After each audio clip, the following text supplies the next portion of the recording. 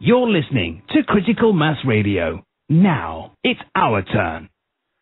Hello, good evening. It's the Earth Needs Rebel show on Critical Mass Radio.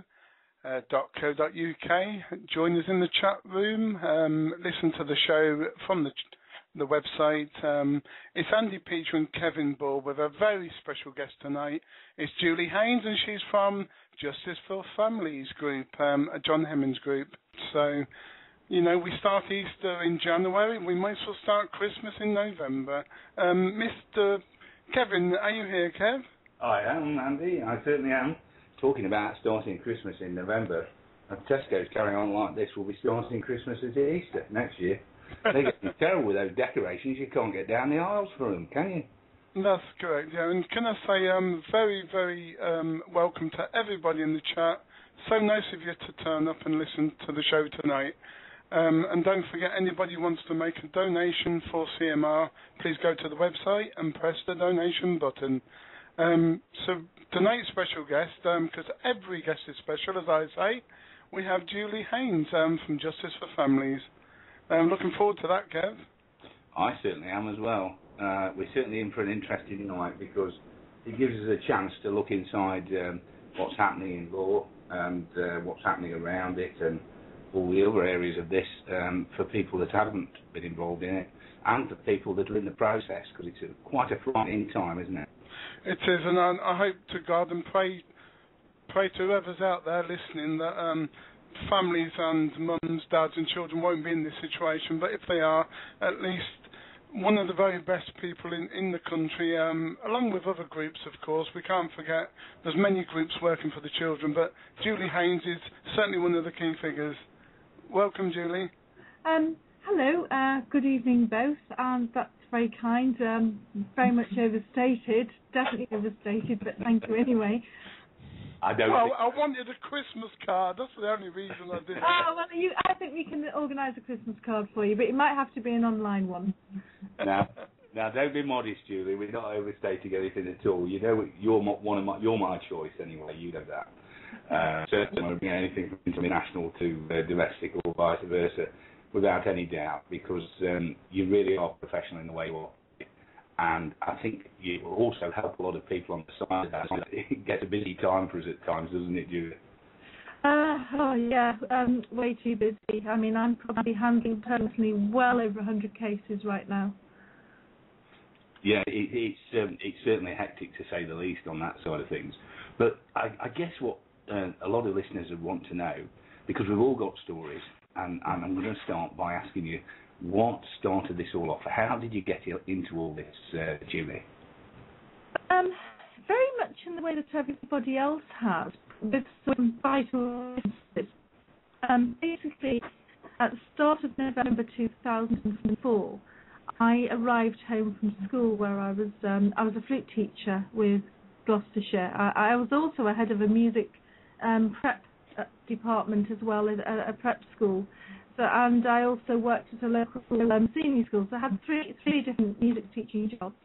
I arrived home from one of them to find 2 social workers and 2 policemen in my house, with my daughter in her little cot downstairs, in her play cot downstairs, and my husband nowhere to be seen.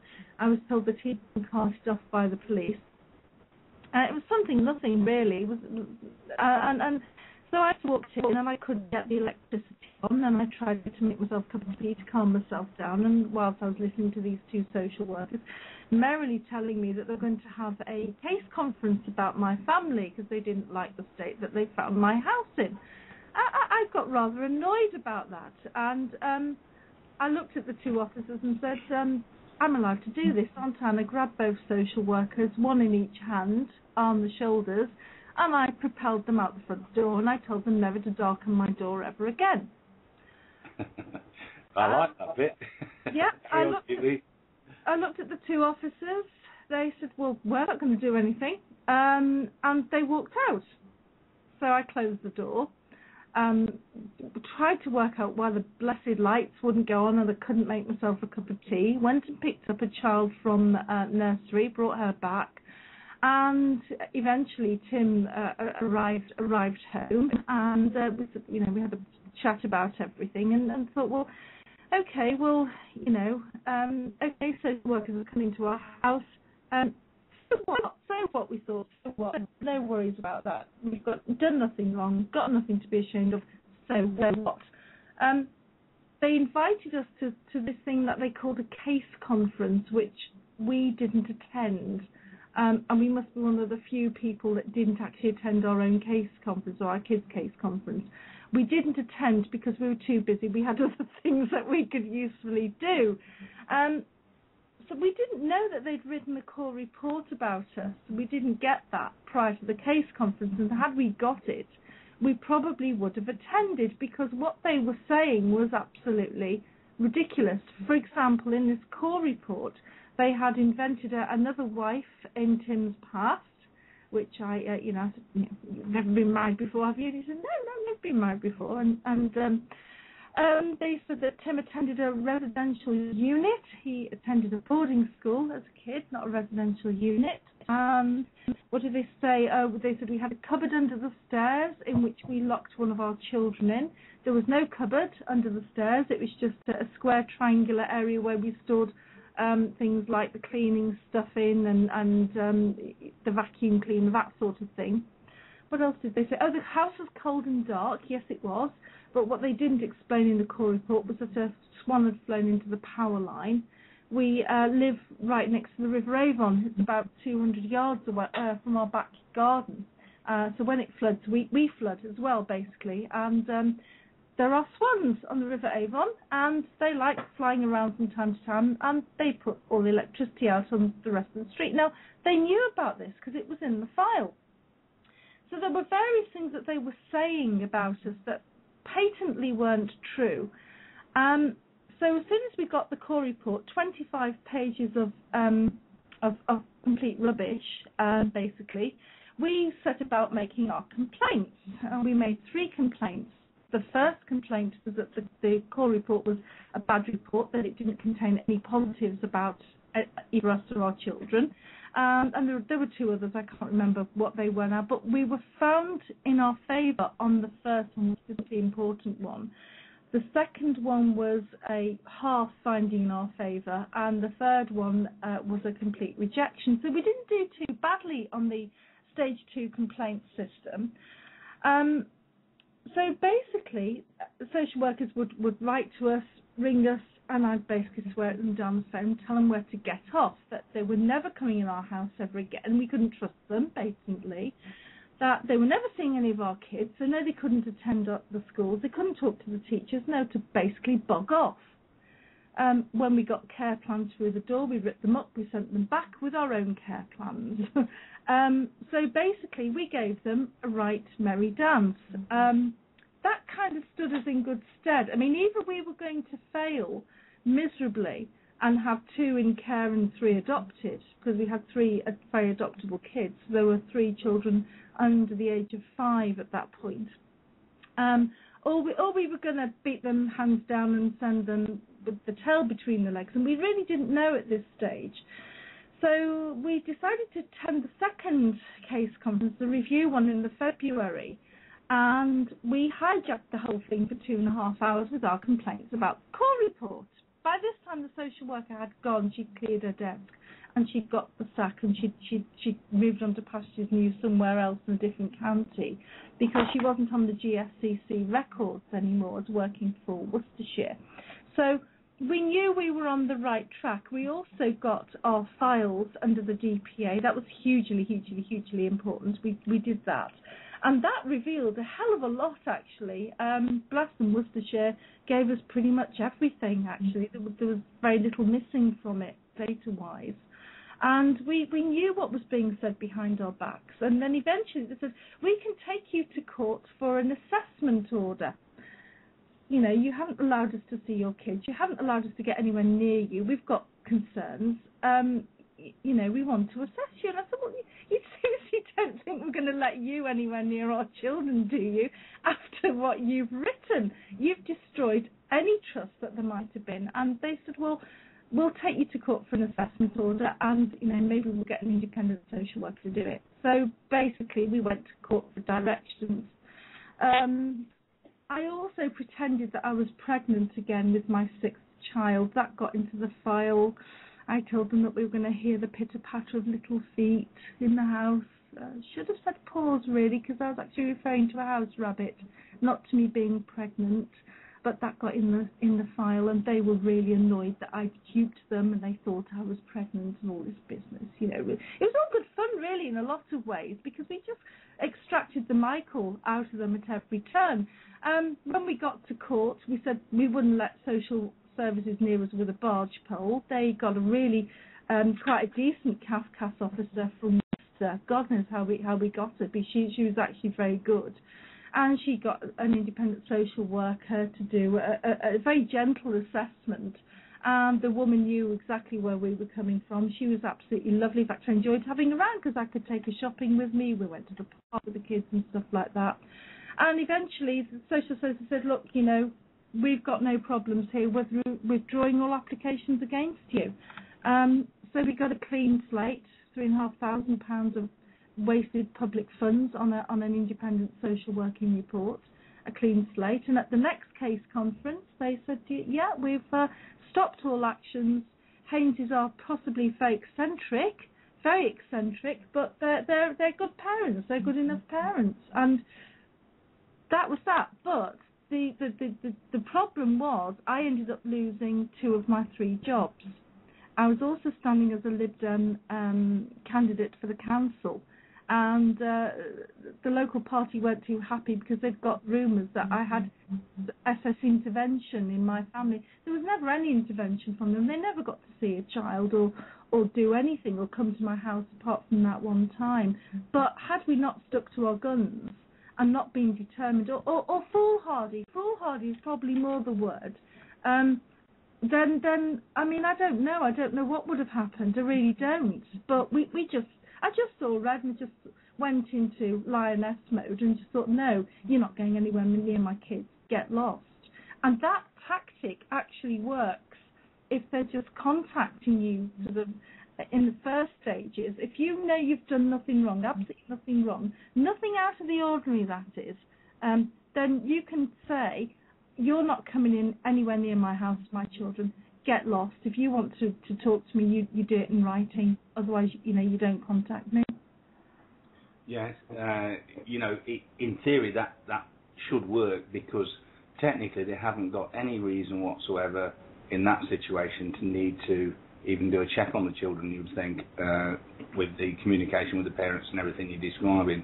But of course, we do get the extremes of social services as well, don't we, Julie, where they make such wide-ranging allegations involving GPs and all kinds of things, and even though parents haven't done anything, they finish up, if they do block access sometimes, they finish up with the police being brought in under emergency powers to get access and to assess children. Oh, for sure.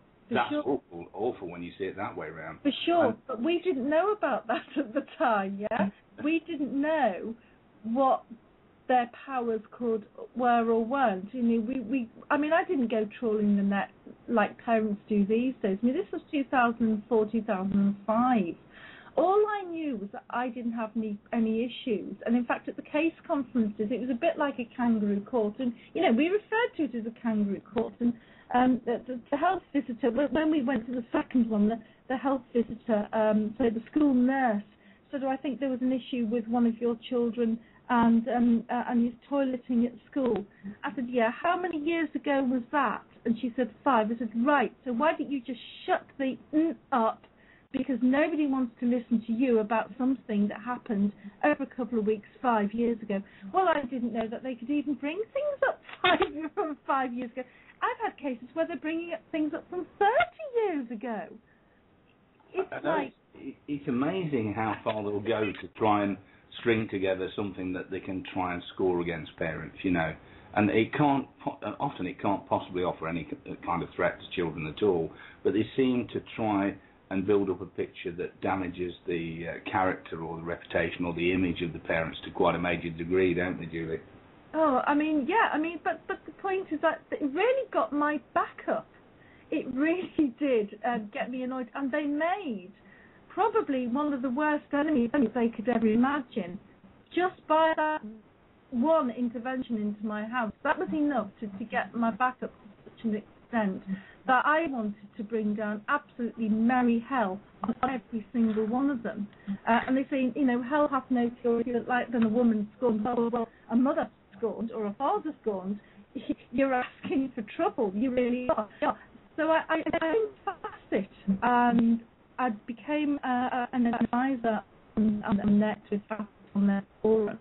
Then they closed the forum, and I met John in 2006 when things had been kicking off with him, and that was the basic start of Justice for Families, was in the council house, sitting with John and a lecturer from Liverpool Polytechnic, or one of the colleges in Liverpool. I think it might have been a lecturer called Lynn Reynolds, possibly, from memory, and a couple of other people. And that was basically the very start of it. And then there was a meeting down in London a few months later, where we expanded on quite a bit.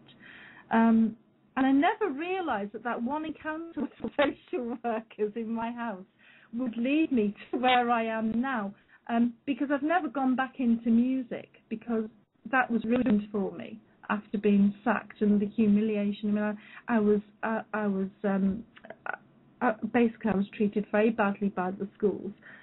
One school kept with me, and I remained employed with them. My mental health went down the chute. I mean, my mental health went really bad with all of this, and on and off antidepressants sort of every year since, and it just had a devastating effect on me. And God knows what it does to people who have their kids actually physically taken away. I can go some way along the road to imagining that, but I stopped rather short of that. So when people come to me for help and advice, I have to say I feel very humbled by it. Yeah, I think you're painting a picture there, Julie, when you talk of children being removed. I mean, if you remove the children of parents, and I think it's a little bit worse for the mother because of the maternal side, it's a stronger bond, then you spend a period of time getting them to leap through hoops and jump over hurdles, going through all kinds of testing and evaluation, while seeing the children away from them, being wherever they are, where their parents can't protect them, and the parents knowing they're innocent. This then leads to a situation where social services do the usual thing and start to insist on psychological assessments and psychiatric assessments. You know where I'm going, Julie. They're really onto a banker here, aren't they? I mean, what can you do worse to two human beings than take their children away? If we were in the animal kingdom and talking of dogs and cats, I think people would be horrendous at that side, but we're talking of human beings here and feeling people and feeling children. There can be nothing worse. Isn't this a horrendous way to evaluate people, by removing the children first? Can I just comment, Julie? While you're on this sort of area, do you have any more golden rules that parents should or shouldn't do when they meet this? At the very start, you see, I get involved usually when things have got to such a point that there's been so much damage done sometimes by legal professionals assisting people, sometimes by the parents themselves because they don't know how to react to things, and always by the local councils. But occasionally I get the odd gem where people have had a letter or have had a phone call or a knock at the door, and they're at that point. And I have on a number of occasions said, look, not opening the door worked brilliantly for me. It may well work for you. And I've done that with 6 families, and to date that has protected all 6 families. All of them.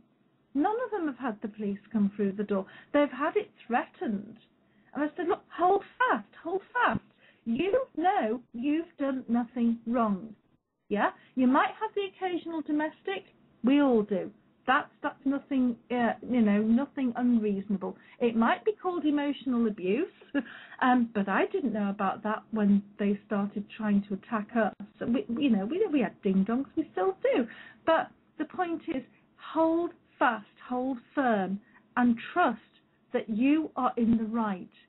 And if you can do that from day one and be strong and build this wall of strength around your family, I'm sure you can win through. And all 6 families have done this, and not one of them have been visited by the police. And the social workers are trying to get in, and the parents just say, sorry, we've got nothing to say to you. You're wasting your time. Go and bother somebody else who needs to be bothered.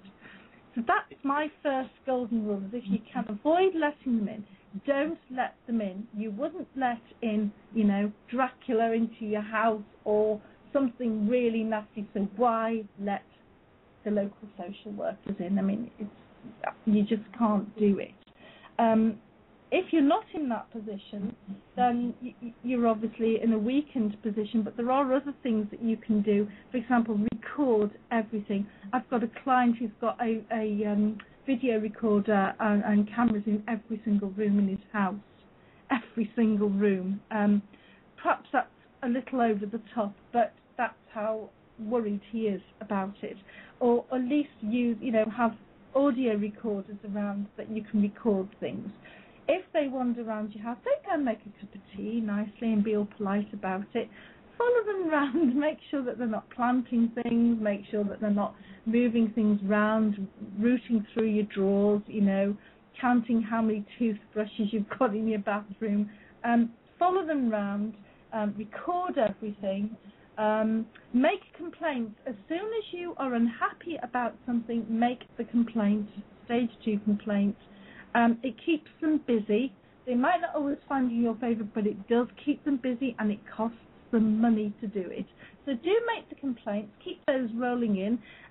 Make your data protection at request under Section 7 of the DPA 1998. Just ring up your local authority or police or GP, health visitor, school, whoever it is. In fact, do it with all of them. In fact, that's what we did, was made DPAs to all of them.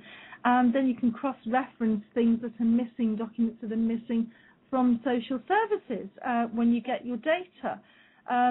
People are complaining that they're not getting the data, so accelerate that as a complaint and ask them to give you a legal reason under the DPA why you can't have your data, and also report it to the Information Commissioner. You can also take them to court under Part 8 to your local county court, which is a green form. If you're paying, it costs £150. If you're not paying, then obviously it's fee remission, so it's free. And take them to court, to the county court, and the judge will soon get to the bottom of it. And lots of people have won their data that way by making a Part 8 application. There's all sorts of things that you can do to protect yourself, and if you do them all and take them all off as you go along, you don't have to then backtrack and say, well, I didn't do this, I didn't do that, and I didn't do the other. And you end up with people saying to me things like, can you review all of my paperwork and do a review of my case?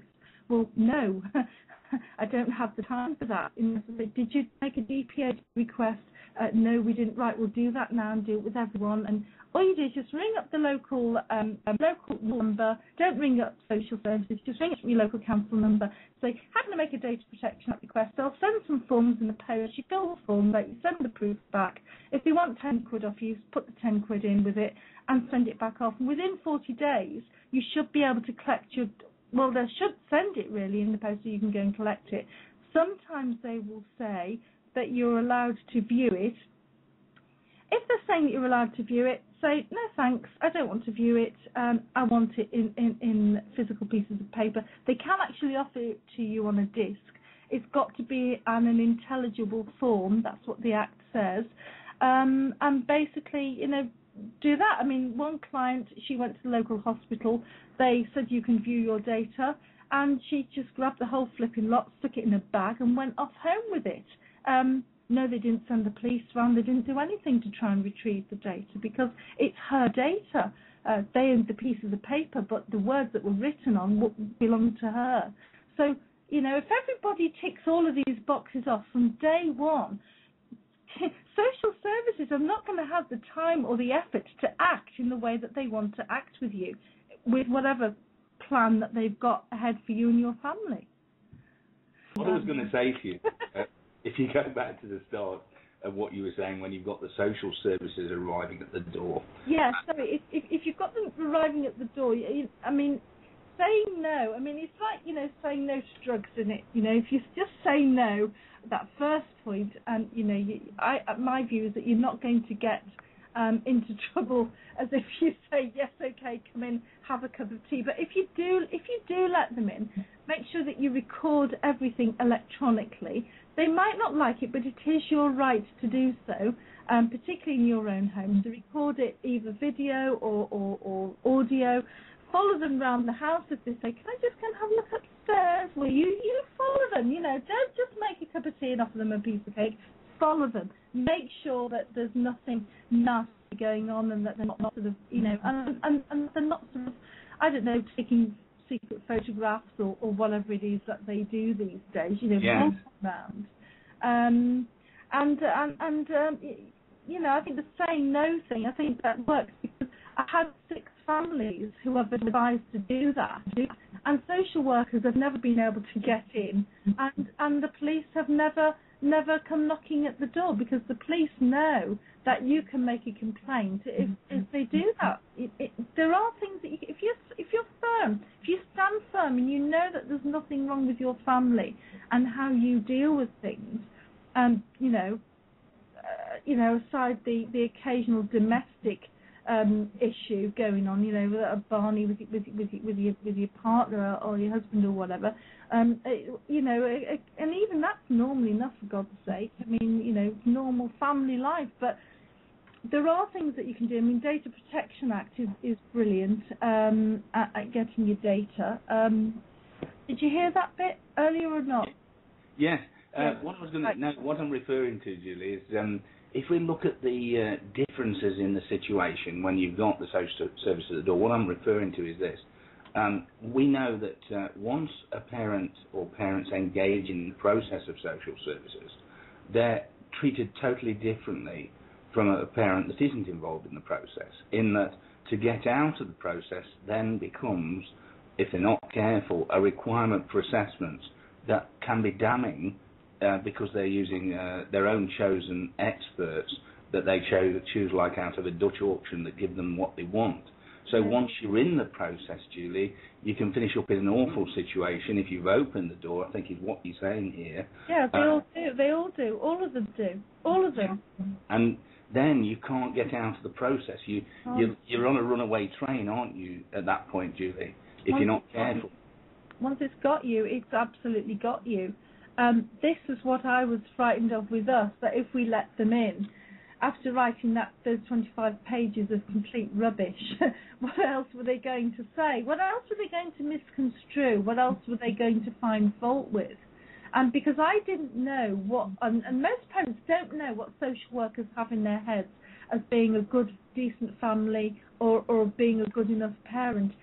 You think, for example, that domestics are normal enough. Well, they are. Everybody has them. But you don't know that that's emotional abuse. I didn't know that was emotional abuse. I had no idea that was emotional abuse. Yeah, we're going to have a little bit of a music break. We have one every so often. I think Andy's about ready to spin some discs or whatever. Oh, lovely. If we're lucky. So I don't know what we're in store for. I haven't got a clue what we've uploaded tonight, but it'll no doubt be a surprise, Julie. If you can just mute down during the music break and we'll bring you in the other side of it. What does mute down mean? Ah, right. Well, on the bottom of the black area. Now. On the bottom of the black area of the Skype in front of you, if you hover your mouse pointer over it, you'll find a blue bubble at the left, and then next to it is a microphone. And if you just click on the microphone, a red line will appear on top, or an X. Can you find that, Julie? And if you press it, you won't be able to answer me because you'll be muted anyway. I think you found it. Okay, Andy, do you want to take us into a music break? Yeah, we'll do. You're listening to Andy, Peter and Kevin Ball. This is the Earth Needs Rebel Show. Every Friday night at 7 o'clock on Critical Mass Radio.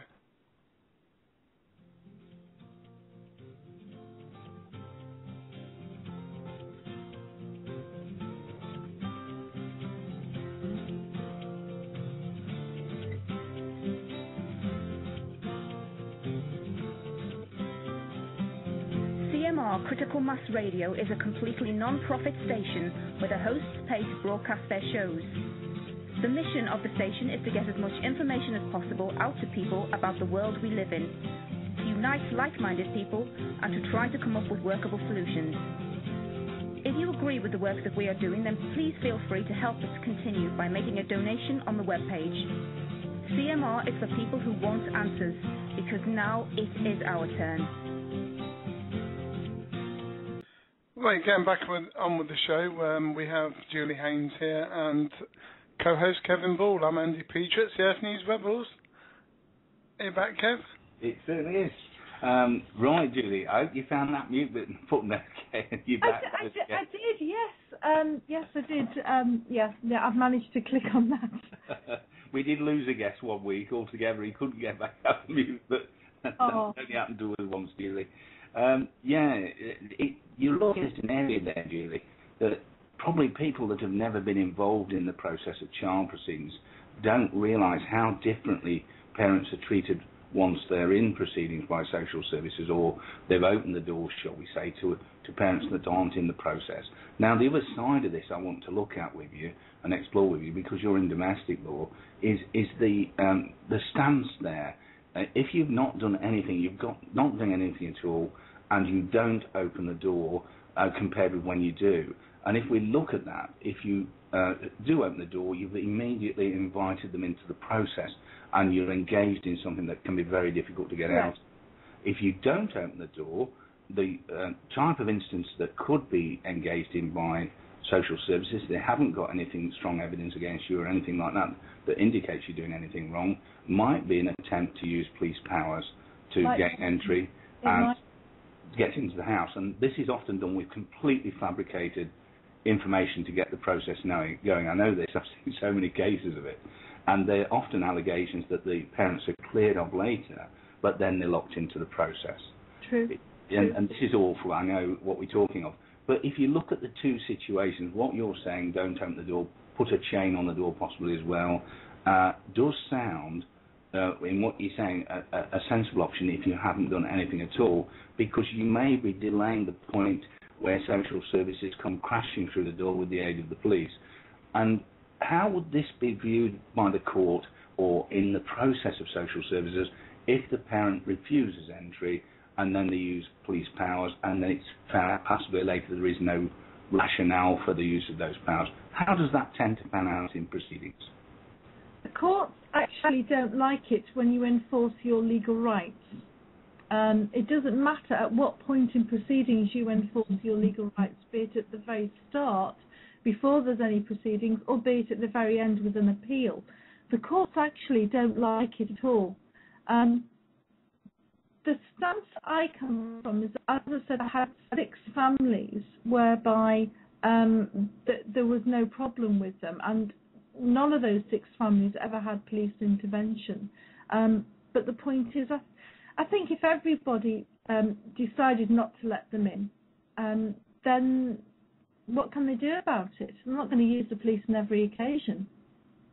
Yeah, I can see the situation on that, and that if we had enough communication between everyone as parents before anything. Exactly.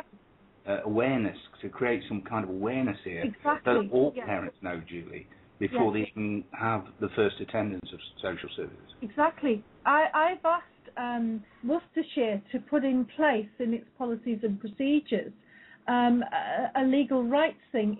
Criminals or people who are accused of criminal activity usually get, if it's done properly, they usually get their rights restored. Now, this is Parliament whispering in your ear. This is not something that's coming from the police themselves.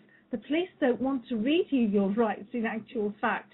This is coming from Parliament, and Parliament is saying, we are here, you still have rights, you might be under arrest, but you still have rights, and we are telling you this so that you know. There needs to be something similar when social workers try to make contact with you or come into your house, because people automatically think that social workers can come in. They automatically think that social workers can come in whenever they like, and in fact social workers call them statutory visits. There is no such thing as a statutory visit. Show me the 1989 Act or the 2002 Adoption Act where there says statutory visits. There is no such thing. If it was statutory, you would have to let them in. Yes.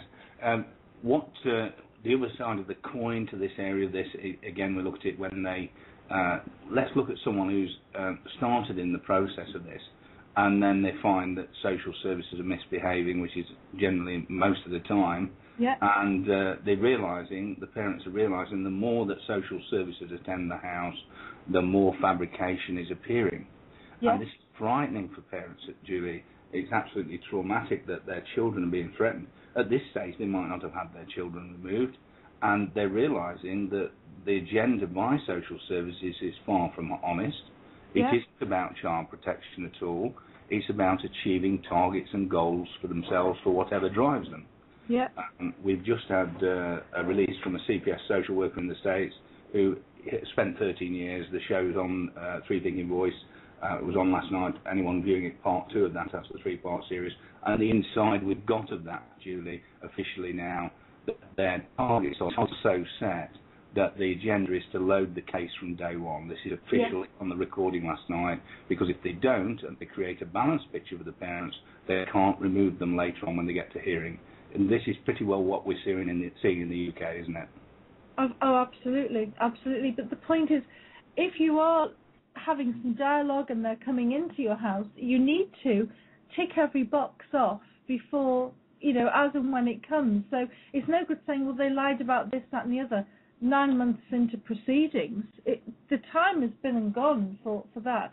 If they are lying, or let's say, if there are lots and lots of inaccuracies, like there was with our core report, I mean, the report was, I think, produced before the 4th of November. The case conference was the 4th of November. By the 5th or 6th, we were formulating the complaints, and by the mid-November, they were being actioned and looked into by Worcestershire County Council's complaints team.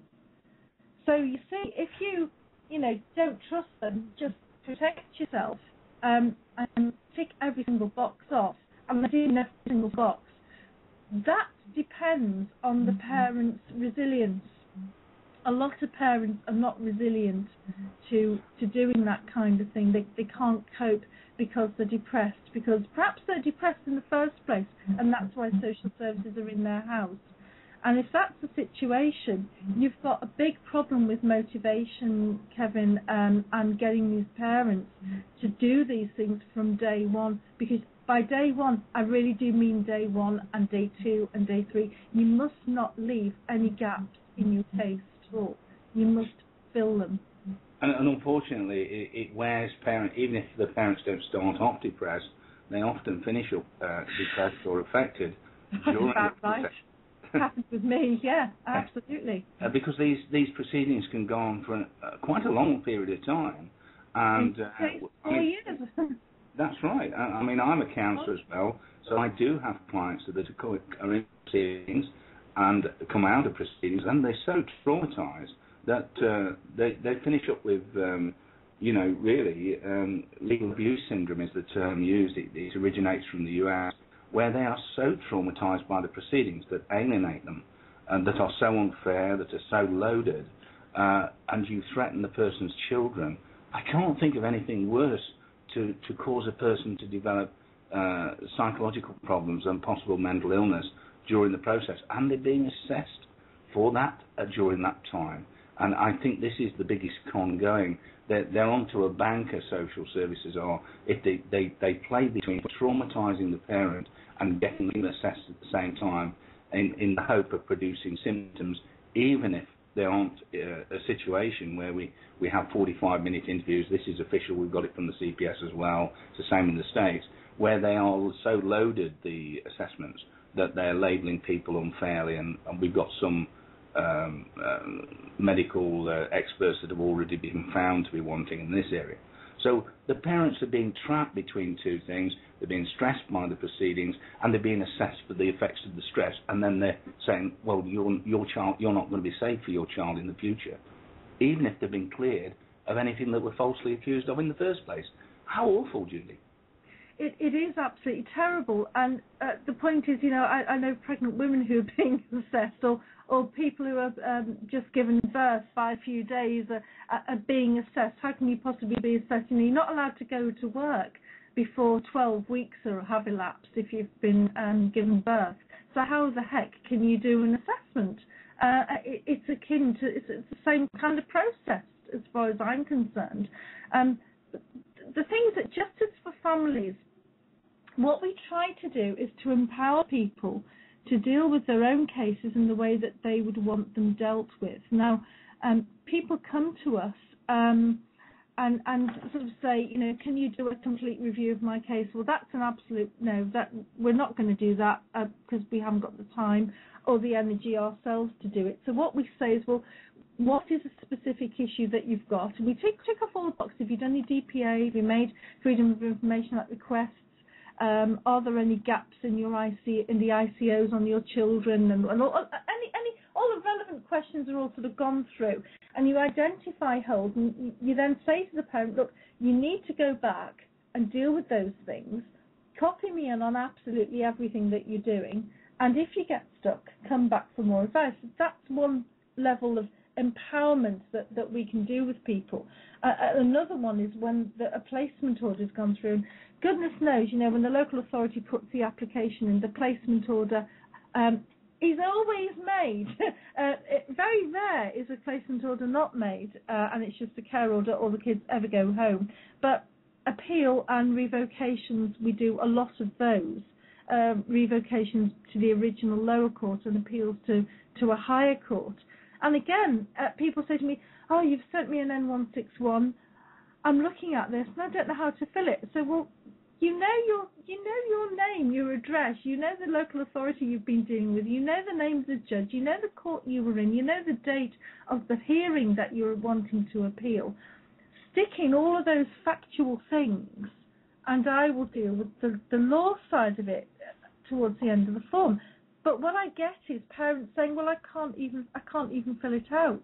I can't even start to put my name in or my address in. So I said, well, print it off. I can't do that. We'll go to the library and get someone at the library to print it off for you, and sit down in the library and with a pen and you write it all onto the form. Just try it and see. But some people are so traumatized, they can't even do that. You're right, Julie, and I'll just put a bit of an explanation in what you're saying, because obviously we see it in legal proceedings all the time. The further you go into the proceedings, it doesn't matter what the type of proceedings really, but particularly around children, the worse it gets, and the apathy gets worse as well, obviously. But what I find in counselling, what we've uncovered with this, the whole body stress mechanism, we have the HPA axis, gets eroded during the process. Their stress capability is going down. They actually develop illnesses during physical illnesses as well with the stress. And it eventually gets to a point, Julie, that they can't even cope with looking at anything to do with legal proceedings because they're so traumatised by it, it triggers it all to the surface. So they're avoiding it to cope, really, is what they're doing. Yeah. So you put a form in front of someone that they could normally cope with, and they can't understand themselves why they can't cope with it. Yeah. And they're so affected, they're needing to hand over. But unfortunately, the problem is that that's not practical. There's a certain amount that you need to do yourself at the same time. And this can then finish some people's ability to fight before the courts because they can't do their side of the job. And this is part of the gambit of social services to erode any remaining ability to cope stress-wise during the proceedings. And we see that very much so in international law because the fights are bigger, as you know. It can get very traumatic in that situation. And, there's so many cases can be lost because parents have just ran out of everything, no capability left. Now, the other side of the fence I just want to paint is so that we know this is valid. This is very much featured within the CCS workers' explanation, Paul Peregrine. And he explains that the parents don't stand a chance in the US. The state lawyers aren't up to the standard of their lawyers, and if you look at the process, it erodes everything they've got. It's just a matter of time as far as the social worker is concerned, talking from the other side of the fence. They know the parents are not going to make the journey. Isn't this? It's terrible again. And how do we get around it? Is very difficult because legal aid is getting harder and harder to get. People are having to try and fight themselves. They're trying to finance it. It's depleting the finances as well. What do we do, Julie, to try and lighten the load here? Well, what do we do to try and lighten the load? I've managed to get a really good team at JFF, people that I've handpicked myself who are helping with the load. Some people will contact John and Emily, and we look at everybody very seriously because we are desperate for the help, really desperate for the help. But there are people who we just know they won't be any use for a variety of reasons. Perhaps they're not methodical enough, and forms need to be accurate and that sort of thing. So perhaps there's that. But the people that I've managed to get to assist me in some cases are people who themselves who have been through the mill and come out the other side, not necessarily winning. And in fact, a couple of people are still going through the process. But the point is, they're very strong, capable people. So there is something in those individuals. I don't know what it is that marks them out from others, but that they can obviously cope really well. So we need people who can come on board and assist and assist on many different levels. We still have people who do emotional assistance, sort of what I call tea and sympathy. I used to do a lot of that myself. I don't anymore. I can't do crying on the phone with people anymore because, for me personally, it is extremely draining, and it makes me very depressed, and that makes me not able to help anybody else in actual fact, because I'm spending the rest of the day crying, and sometimes crying into a glass of wine, dare I say it, waiting for the knock at the door now as it happens. But the point is that we do, all of these organisations, PAIN, JFF, FASO, all of them need people who are capable and strong, who can detach themselves a little bit, not to be cruel and not to think, I can't be doing with that. It's not a question of that. It's to give you the strength to deal with all the harrowing, dreadful things that you hear. And I do mean really dreadful things. So I'm hoping that I've found somebody for Wales, a lady I met yesterday, immensely capable and very strong, has done loads of different applications in her own case. And I'm hoping that she'll sort of join us for Wales. And I've got somebody down in the southeast. I've got somebody in the Derbyshire, Nottinghamshire area, extremely strong, capable woman, an inspiration to absolutely everybody if people know who she is. I've got somebody down in the southwest who's still in the throes of various things, but has taken on a couple of cases. Got a lady in Sheffield waiting to come on. And obviously Jerry Lonsdale is an absolute brick. He's a real hero. He's up in the northwest and the whole of the north of England now, actually thinking about it. And he's been through it, and he's absolutely wonderful. All of these people, everybody, they are absolute unsung heroes. Nobody out there really knows what the rest of us go through on the phone, in meetings with these poor people, and on the internet. And the worst thing that people can do is to contact me, say at the beginning of a year, and then not talk to me for 6 or 7 months, and then say, "How's my case coming on?" Well, you've got no case because you haven't given me any information. You haven't done what I need you to do. You haven't ticked off the list. So really, in essence, we need more capable people, strong people who really hate the system, who really want to change it. Because if we can do that, we can then marshal everybody into the right positions and say, well, you do this application, you do that, you don't let them in there, and you don't let them in there, but you do this, that, and the other. And people can be well organised, and that's how we can deal with it. Yes. The other approach to managing cases, to not get affected yourself and retain all your feelings and everything in the normal way, is to manage your detachment, of course. So you know why you're doing it, you know why you're detaching, deal with the legal process, but quite simply because that gives the best advantage for the client. So like my method would be that, to actually focus when I'm dealing with it. And even in counselling, that enables the counsellor to take case after case after case of extremely traumatic sexual abuse or child torture or whatever you're dealing with, and to walk out the other side each time. It's a learned process that you know why you're managing your feelings, you're feeling enough to be able to completely recognise everything in the genuine way, but you're managing it in such a way that you can survive out the other side of it, so you can take the next case and the next case and the next case, and there's nothing wrong in doing that. And I often see people that do well at helping people that do better when they're managing detachment, and they quite calmly, logically work through things, but they seem rarer than people that are, eventually start to get very angry as a driver. And I sometimes think that the logical approach works best, but at the same time, when you're looking at people, you can see a tremendous drive with people who are really angry about what's happened.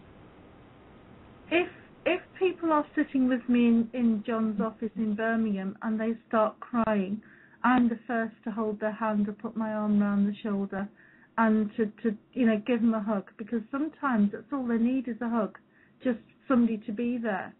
And as soon as I've got that little thing over with, then they're drying the tears and they're able to focus more.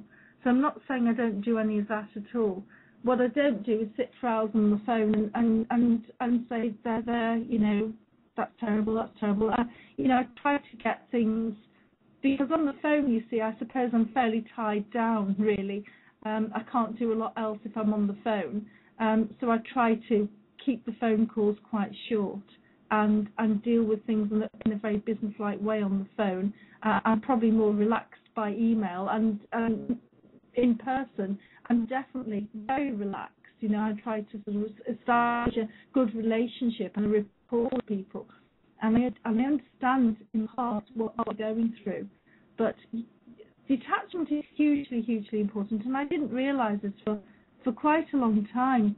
I was finding that I wasn't able to cope with other people's problems. And it was impacting on how I dealt with my own relationships and parented my kids and dealt with things. There came a point I woke up one day and thought, I've got to draw a line under this. Come on, Julie, you've got to be sensible. Less the emotional musician type and artist type, and more the business type. So I've got this battle raging within me to be sensible head on the one hand and not so sensible head on the other. Yeah, and if we look within where you were taking us through the process, we've got the situation, if we take it beyond social services being in through the door and they're starting to try and make a case against you, they're loading everything to advantage themselves, just as you describe it. The cat's pregnant, it's you. It doesn't matter. The story is just developed. It's rather like reading a fantasy novel when you read the paperwork every time, every case. Isn't it just? Most extraordinary action going on in social services offices, believe me. Yeah, and I just want the amazing thing I've seen is when you sometimes get a social work department that repeats the same story that's rather extraordinary, that's obviously been shared between social workers, and I can't go into it because it would personalise the case, but I've seen the most extraordinary stories used that are beyond belief. They're really extreme, but they get repeated and you see another case of the same thing which can't possibly be. You know what I mean, Julie? Yeah. But the judges don't seem to buy into any. They buy into everything the social workers are saying, or they seem to, and it doesn't matter how ridiculous it is. They don't seem to show a reaction to that at all, do they? No, they don't. They don't. Well, I think privately they might sort of think, well, good grief, that's obviously ridiculous, or that was very badly done. And I have been in some courts where social services have been absolutely raked over the coals by the judges. But you're right, I mean, the most ridiculous things are being spouted, and then when it's not true, there's no apology. There's no apology at all. And it's difficult to sort of guide people through a general process when every process is personal to them. Everything is completely individual to them, and although there are lies and there are things that are flagged up that are right across the board, for example, people say, well, I wouldn't have believed it unless it had happened to me. Well, certainly Tim and I were in that position of, we didn't think that professionals would, well, say it's such as they are professionals, that professionals would ever lie about us. What would motivate them to do that? Well, Tim turned around and said, well, it was you checking them out the door and being difficult with them that motivated them to lie. Well, tough, it's tough, I've taught for years. I don't lie about a child in a report just because, we haven't had the best of relationships. They might have given me a right merry dance over a couple of years in school. I don't lie about them in reports. I tell them the truth about them and try and make allowances for them even. But I don't know where the solution lies. I don't know. Yeah, we are exploring this in the CPS social worker case, and we've got to the point, we've not got the solution. That comes in part 3 apparently, but where we are is actually right where we are talking now, Julie, and it's why do social workers behave like this is what we're dealing with from the inside, and what we found out is what we thought, and this is I think a lot of us can see that when a social worker comes out of training, they're full of the ideals of changing the world and improving situation from children when it starts. And if you actually interview them, they sound like that, don't they, Julie? Absolutely.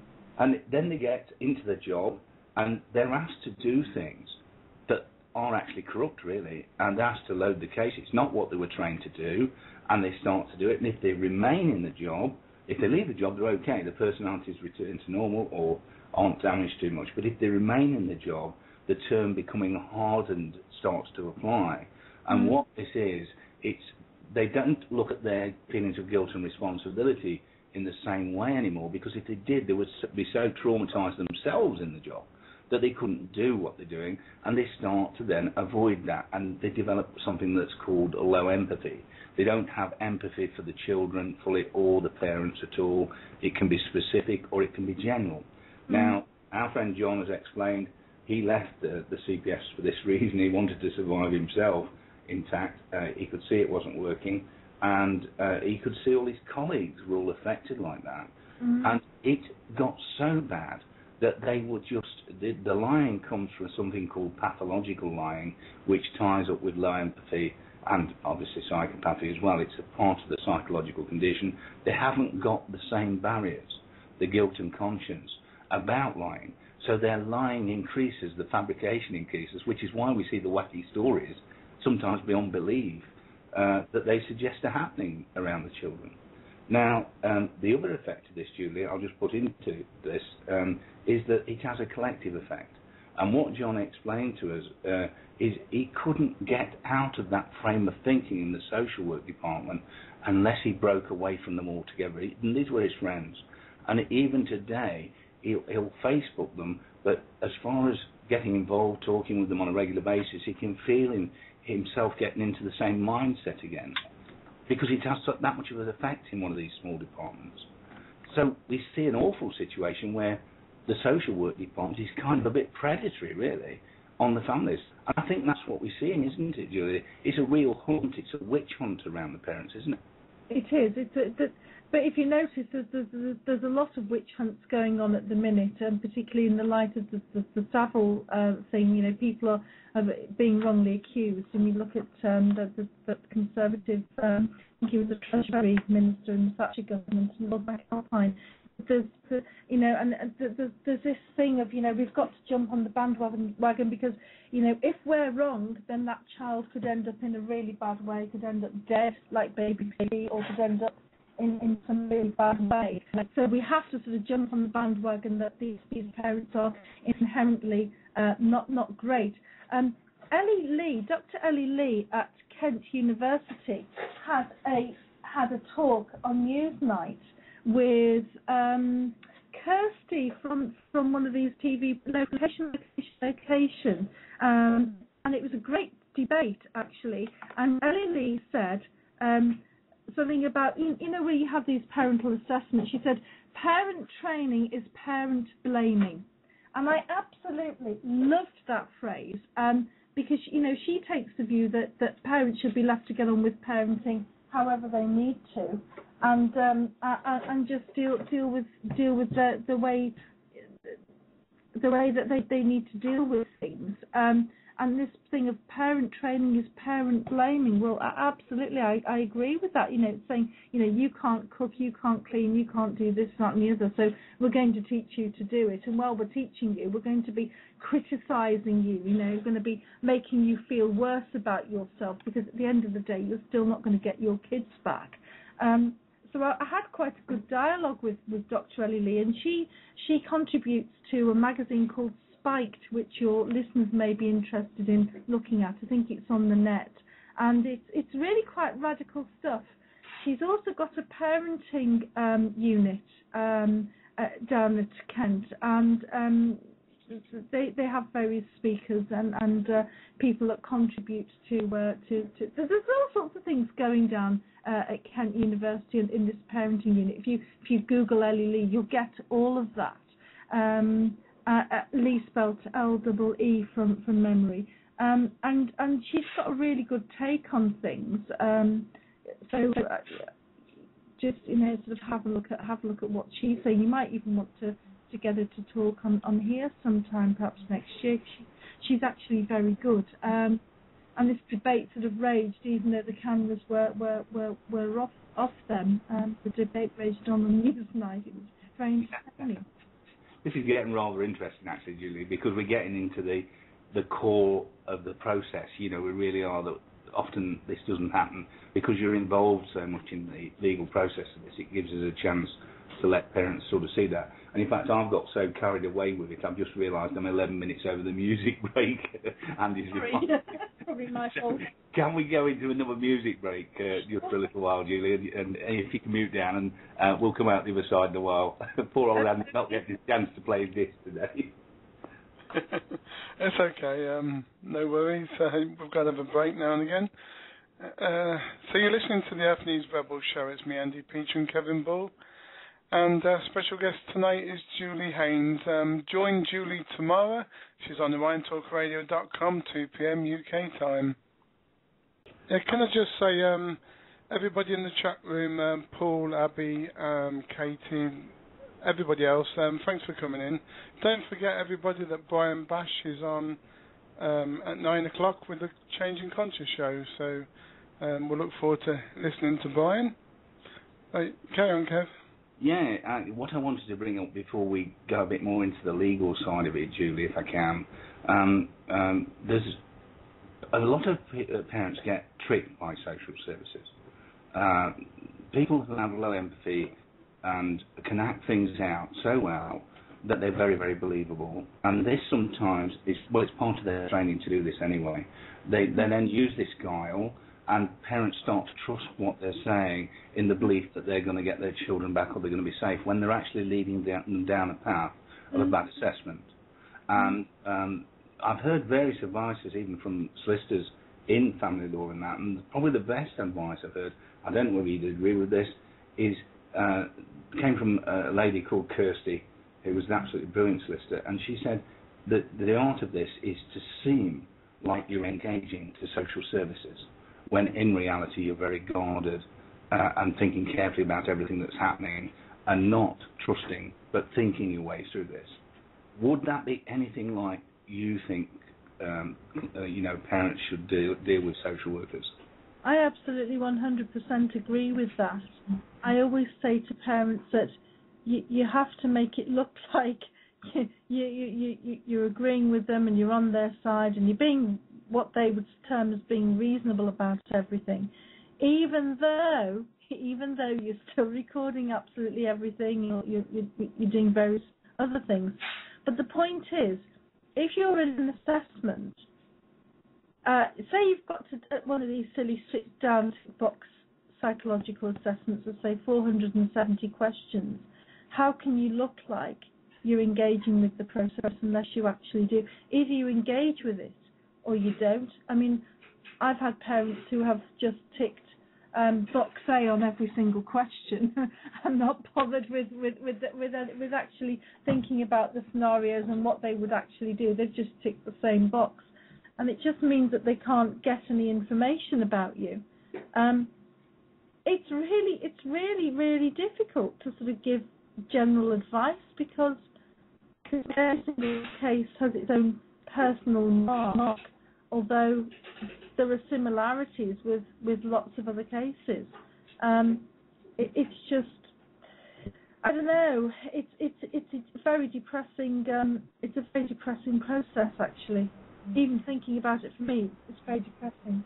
One of the very active issues it's not even it is when they play the husband and wife against each other. And it's not a true situation where they're trying to separate either the mother or the father from the process and the child in order to say, well, the approach is that if you leave your partner, then basically you're going to be in a much better situation to keep your child. I never believe that anyway. We see this over and over again. Now, if you had a real situation, if it was a real situation where, shall we say, your partner had been prosecuted for paedophilia or something like that, then you can understand that. You can see where an argument is. It's clearly there's a conviction. But if there's nothing there, and this is a product of social services assessments, then this is all the opposite side of the angle in the case. In other words, they set the case up, first of all, to target one of the parties, and then they say, well, if you leave that party, you'll be okay. And then when the parent leaves the party, they then attack the individual to make it even worse and take the child anyway. And I've seen this a number of times, Julian. I think it's awful because they every single time, actually. Every single occasion, because the parents will say, well, you know, it's not the parents, so social services will say, you know, you failed to protect by moving in with this guy, living with this guy, you know. My absolute answer to that question, unless there has been,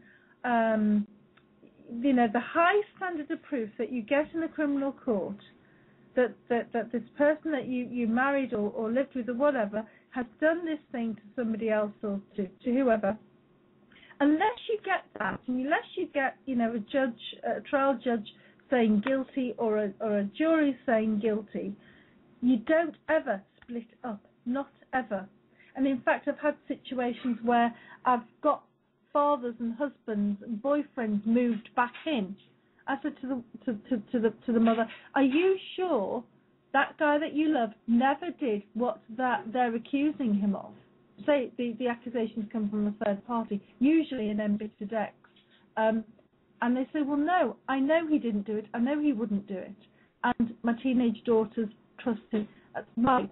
Then you move him back in, and you show united front. You don't let them divide, conquer, and eventually to take your children away, because it matters not whether he lives with you or whether he moves out or lives with you part-time.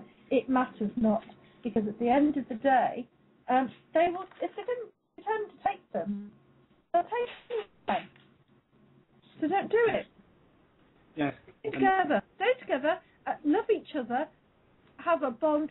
For God's sake, don't argue. Tim and I argued loads when all of this was happening. Don't argue. Have that bond. Show a united front, and show them that there is really no risk, because you're all living together and there is no risk. And of course, we know, like from psychology, we know that sometimes, a lot of the time, people argue it's not really about each other. It's because of your daily stress in your life, and you just sort of transfer and project everything on each other, and it ends in a little bit of a rut, you know, and this sort of thing. So the poor parents in these proceedings are more prone to possibly argue if they don't think about it and realise where their stresses are coming from social services. And if they're not careful, social services can divide them and have them blaming each other. Is one of the ploys I've seen used as well. Because if you can play the parents against each other, divide and rule, you're guaranteed to get the children, aren't you? Guaranteed, because you know you're just heaping more problems onto the original problem, whether it existed in the first place. But my advice is always, No, move them back. Move that guy back in. Move that man that you love back in. The man that you trust back in. Don't split up. Unless there's been something really nasty and it's been proven, and the risk is a high risk, and don't go down the road that they want you to go down. Is always what I tell people. Always. So it's stick together, definitely, because that's the bond, that's the family unit. I know you'll get the other arguments, which are going to be, they have too similar a view, so it's not going to be okay for the children. We get that argued as well, that two parents stick together, they'll play it that way around. But what I'd like to do, Julie, if I can, I'm looking at the time, and I want to move into the legal for the remaining time we have, which is about 17 or 18 minutes. I think Andy's probably got a better idea of the clock. And I do understand that you've had a successful case recently that you might be able to profile for us. Is that possible, Julie? That is absolutely possible, given that there's plenty of it written on the net anyway, and the family have not been very popular with the court with things that have been written. Yes, this is Re-B and relates to Slovak children. The grandmother in the case wanted to have the children back in Slovakia with her. Things were being difficult because she doesn't speak any English. She doesn't understand the process that we all have to go through here. It's much easier in Slovakia. They have a policy of abandoned child. An abandoned child in Slovakia is if you physically leave the child, or if you abandon them, say you're on drugs and you really can't look after them at all, and that means not get them up and running, not get them to school, not feed them, not wash them, not keep them clothed, or whatever it is. Anyway, she wanted to take these children back home to Slovakia with her. Things were difficult because she had to keep flying back and she was sort of running out of money. And in the event, the local authority back in May got a placement order on these two children, and the family were told they were going to be placed for adoption. Permission hearing. We went for the permission hearing on the 18th of September. We absolutely won that. There were no issues with that. That was before McFarlane. We agreed a number of grounds for appeal, and he said if I wanted to identify further grounds, then I was to put that in with a skeleton argument within 3 weeks, which I duly did. And then we went for the actual appeal on the, I think it was the 9th of November. And it was appeal allowed. Placement order was overturned. There's still a care order on these boys, but whilst there's negotiations about how to move them to Slovakia, but it's a placement order overturned. What can I say? The most exciting times of my life really is to be able to do that for a grandmother. The grandmother was the appellant, and the parents were respondents along with the local authority. And it was great. It's a job done. I then left the case, and grandmother has a barrister, super barrister called Stephen Bellamy, and he's negotiating with the local authority to get the boys moved to Slovakia and get a residence order in her favour. But yes, it was a very stressful 8 weeks as we led up to it. But it was absolutely amazing. And one of the things that we won on with the actual appeals, we only actually won on one ground. In actual fact, we put forward about 5 grounds. We actually only won on one. I don't know whether that's good or bad. The others weren't discussed. It's not that we lost on the others. We didn't. They just weren't discussed. It's going to be quite a good event for CMR, and I do apologise for Skype connection, but you can guarantee whatever network you're on, CMR, whether you're on the Ryan Talk, Free Thinking Voice, even if you're on the BBC, if you get some controversial speakers, it will cut you out. Try and grab that point again, Julie. You've got about 8 minutes. We'll have one more go at it, Julie. It's really getting good. Explain to us what the particular failing was in dispensing with parental rights, because I heard that was part of it. Okay, you've got the dispensation of parental consent to adoption they don't have in Europe, but we do have it here under the ACA 2002, and it's covered under Section 51(2)(b from memory. Forgive me if I've got the section wrong, but I think it's Section 51(2)(b. And basically it says that the court can dispense with parental consent to adoption if the child's welfare requires it. Now, I've been banging on with the courts about the word requires. You know, what does that mean? It means that it absolutely has to happen. Now, there's case law from 2008, I think it's Wall LJ, before he became president of the Family Division, which was in 2010, and I think it's Re-B 2008. It covers everything to do with placement orders and the making of placement orders. It covers absolutely everything. It's a seminal case. And you're supposed to refer to Re-B and also Section 52(1)(b, ACA 2002. The judge in the making of the placement, dispensing with parental consent to adoption is the first stage in the making of a placement order. If you don't do that, then the placement order definitely isn't valid, and that's immediately appealable. But what he did was he didn't give sufficient reasons for dispensing with parental consent, and nor did he mention the Act of Parliament that gives him the power to dispense with parental consent, nor did he give the common law authority of Re-B Placement Orders 2008.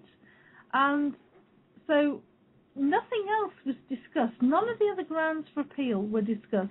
None of the discrepancies in the judgment, none of the fact that there were statements that weren't given any weight to grandmother's case, that was never discussed. Article 8 requires in a democratic society. The word requires, that was never discussed. Article 6 issues were never discussed. None of the other things were discussed apart from this one issue, which all three judges found in our favour, and judgment was given by 1 o'clock. I mean, it was listed for a whole day, and it's just stunning that we had judgment in our favour by 1 o'clock in the afternoon, ready to break for lunch and to go back in in the afternoon after having hammered out a plan of repatriation to the Republic of Slovakia. And basically, they found that, yes, the judge hadn't used the correct format in dispensing with parental consent. Now, the local authority argued that parental consent is only to do with parents. That's kind of strictly true, but what they failed to understand was that grandmother was also a respondent to the original hearing, and she's got the right to make an appeal on anything that she likes as a respondent. And the court took the view that we were correct and the local authority was wrong. And I don't think a placement order has ever been overturned by a grandmother, much less one that doesn't speak any English, knows absolutely nothing about English law, and has used a Mackenzie friend. That's interesting, because this is going to set some interesting case law. Absolutely. Because we've been battling for some time for grandparents' rights. Surely this is going to enhance it with this decision, Julie. I think it's going to enhance everything, because basically what we did was we used the fact that the Slovak Republic of Slovakia came in on the case as interveners. Now, this was always going to be a battle fought on English law. It's an English battleground, and this is what I said to the Slovaks. You're not going to win this argument in Europe. There's no jurisdiction in Slovakia. There's no jurisdiction anywhere else but on an English battlefield. So we're going to win it here with full skeleton argument for the whole lot, and basically we did. Now, people can complain and say, oh, well, you did that for a Slovak national. Why aren't you doing it for British people? But the point is, we managed to get an easier permission to appeal. It wasn't I mean, the easier in the sense that the Slovaks were interveners. They were given intervening status by Munby on paper a couple of weeks before we went for the actual permission hearing before McFarlane. And because they were given permission on paper to intervene in the permission hearing, that then gave us the permission to appeal. Now, the permission stage is as big a deal as an actual appeal hearing, in my view. In fact, it's worse, because you're trying to argue your case there, and the judge is saying, well, I don't think you've got a good arguable case. But not only did we get it on the grounds that the Slovaks had intervened, but we also got it on 3 grounds where we were told that we had a good arguable case. So it's all started falling into place, really. And I think some people got a bit miffed that this was done with foreign nationals. But the point is, it has a spin-off for British people, well, for English and Welsh people, in English and Welsh system in particular as well. Because if the dispensation to parental consent isn't done properly, there is no placement order. And, I've seen judgments where the placement order's made, then a care order, then dispensation. That's the wrong way round. You have to consider, you have to make the care order first, then the dispensation to parental consent to adoption, then the placement order. It must be done in that order, A, B or C. Otherwise, it's all completely wrong. Yeah, and you are right, Julie, in what you say. Regardless of any international interest or pressure, whichever way it's called on, that we see behind the case, that doesn't make any difference, because that cannot be allowed for when you look at case law, when you look at authorities. So the fact this is creating this authority, it's real. It doesn't make any difference, and it means that UK parents can call on this authority when it's through and use this to try and gain a better situation with their children around forced adoption. Exactly, and what I think it will do is alert judges to the fact that they've got to tighten up their procedure in the way that they make a placement order. But if they don't know about this authority, so they're not told about it, then it's a very good point of appeal for a parent or any other respondent to the appeal, and to the court of first instance, to the placement order rather. It's a good point to actually bring in, and the fact that the other grounds weren't knocked out, they just weren't discussed, because the judges had already made their decision based on all the written submissions in any case.